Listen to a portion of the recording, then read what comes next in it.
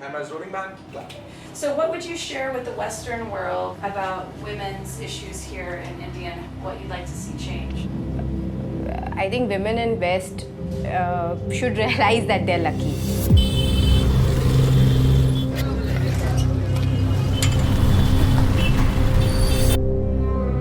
The things which they just take for granted, we Indian women fight for it every single day. It's like we fight for our rights, we fight for a simple thing like a pad which can give us some hygiene, a right to live.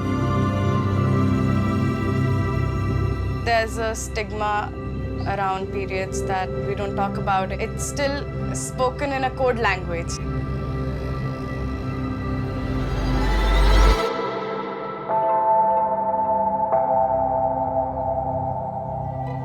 In rural areas where women don't have access to sanitary pads, they would use old rags. In some cases, it could be dirt or sand, whatever resources they have available to them. A woman should be free to breathe, free to live. And I think a good sanitary napkin like Saathi would liberate the woman. Saathi began when we decided that we wanted to address the issue of women having access to sanitary pads in India.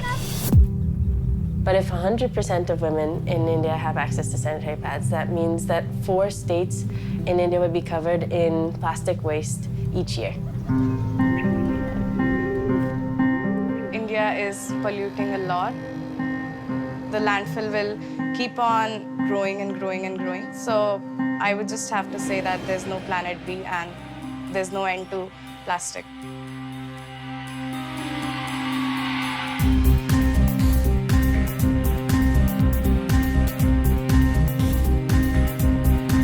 Of course, we want every woman to have access to sanitary pads and be able to use them, but we also don't want to cause an environmental issue. So we decided to come up with a solution that considers both aspects, both health and environment. We are trying to address the waste management issue by making 100% compostable and biodegradable sanitary napkins out of 100% natural banana fiber. And also all the adverse effects of chemicals, like there can be rash, there can be allergy, there can be itching.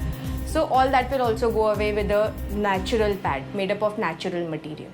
We are using this part of the tree, which is the stem, not the leaves.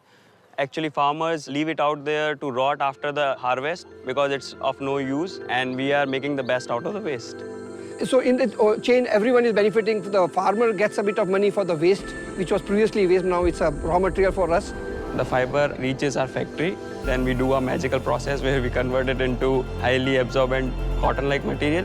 So in production, we employ women in our facility. We decided that we're just going to employ women to make our product. We didn't thought that it's going to be easy or hard. We were just like stubborn about it, that's what we're going to do. क्योंकि हम बच्चे को अच्छे से पढ़ा सकते हैं।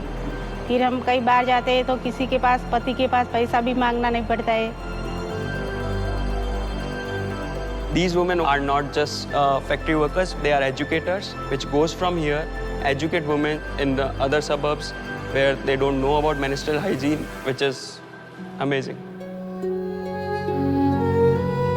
If you really strongly feel that you want to make a difference and address that problem, then always just keep going. If you know a problem and if you know a solution, then it just takes a bit of a passion, a lot of hard work, and a little bit of crazy to solve it. I like that. Women have always been pushed behind the men in India.